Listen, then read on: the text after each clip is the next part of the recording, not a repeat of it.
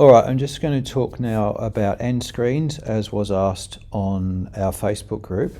The first thing just to bear in mind is that when you edit a video, give yourself a bit of time at the end for the end screens to appear. In my previous videos, I've only had like 3 or 4 seconds at the end after I finish speaking, and it's probably better to have something longer. So I've just started now, as of today, adding about 15 seconds of kind of nothing that I can impose the end screens over the top of. So what I'll do is export the video, and then I'll show you what happens when you go onto YouTube to upload. Okay, the video is ready to go, ready to upload. So I do the usual. You understand what needs to be done. Click on the create button, press upload videos, select the file that you're after.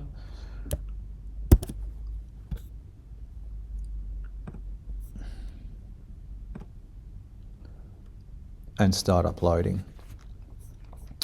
Title, description, you know everything that needs to be done there. Thumbnail, of course, as well. Playlist. This particular video I'm uploading is part of my Snow Queen playlist. So I've already created the playlist. I'm going to click on that, press done. Audience, not made for kids. Altered content, no. Tags, all the usual sort of stuff you've got to do. All right, go on to the second screen by clicking next. Now here's where you're going to add your end screen here. Now because I've already got end screens set up, I often import from video, but you'll find in practice that if you click either of these buttons, exactly the same thing action is going to happen. So for the moment, let's just click add. You'll notice at the top of this window, I've got the import from video button here, and this one will do something useful. But because we're setting them up for the first time for you guys, I am going to just show you what you can do to get started. So you've got a variety of layouts available for end screens here.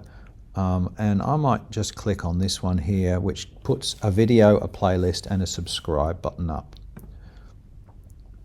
Now you'll notice that the playlist over on the right hand side is in red, and the reason is it wants you to select a playlist. So click on that element and then go across to the playlists here. Now because I'm working on the Snow Queen today, I'm going to put the Snow Queen playlist up.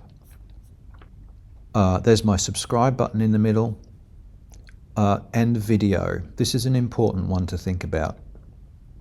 So the default option is best for viewer, and that means that YouTube is going to select the next video they think that the person watching is going to want to see next.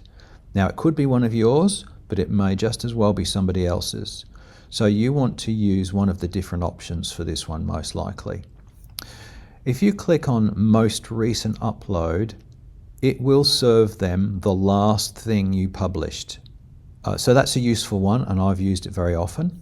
But you might also choose a specific video, in which case you'll come up with this screen. Now you've got 2 search bars on the top. I'm going to search for my videos. So I'm going to put one of my own videos in.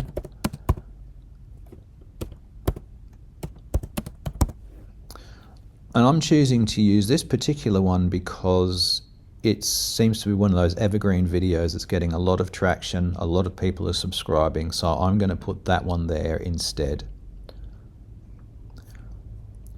Now once you've set up the particular elements you want in your end screen, what you can do is use the timeline down the bottom to drag how long they appear.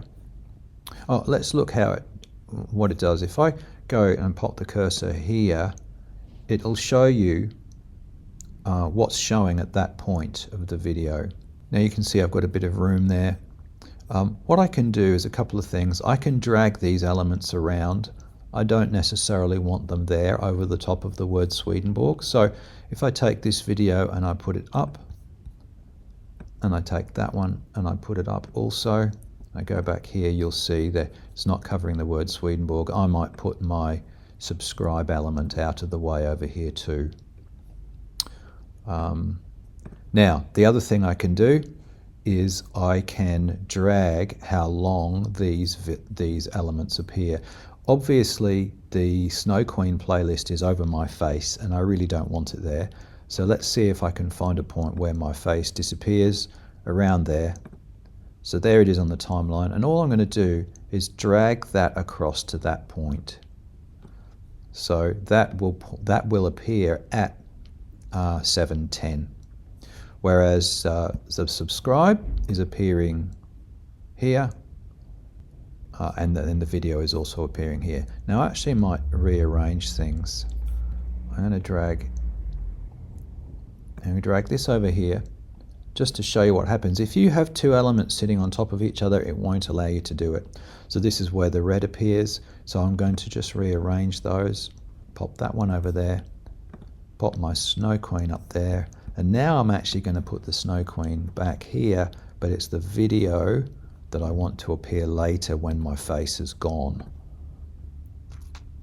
All right, so at this point, 7:05, this is how the end screens appear. By 7:10, they're all active, and I can see my Swedenborg word there as that comes to an end. Okay. Once you've done all of that, you've set it up the way that you want to, you can press save, and then you continue on with the rest of the upload. Press next for the checks, and at the moment I'm just going to make this an unlisted video. And that's about it. Dead easy to do, very, very useful, I think, in terms of getting more views on your channel.